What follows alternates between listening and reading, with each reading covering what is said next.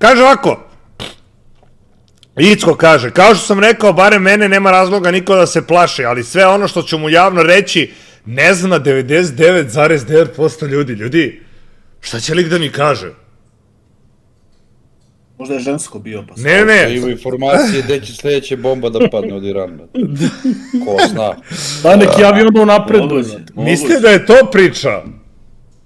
Ajde, nek mi pošalje schedule, brate, da znam. No, mora da sačuva za sredu, brate. Ali, dobro, okej, znači, 99,9% ljudi ne zna ono što će Icko da kaže, iskreno zanima me, ja se nadam da neće nešto za mene da kaže, neku privatnu informaciju, tipa, ne znam šta bi mogao za mene da kaže, bre. Da imaš dva čmara, brate. Da, imam dva čvara.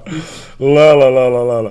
Gle čuda, ista je majica. Pođeš mi mu da nije ista majica. Ovo je Nike sa ovde Nike, a ovo je Nike sa ovde Nike, tako da puši kurac.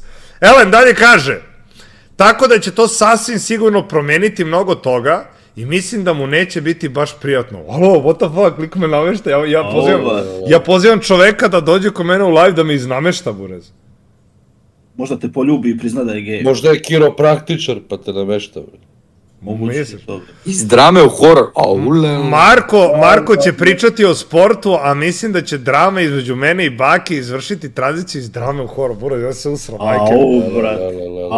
Brate, i brda imaju, Icko ima oči. A ti ne voliš horore, brate, tačno Icko zna da udari. Brate.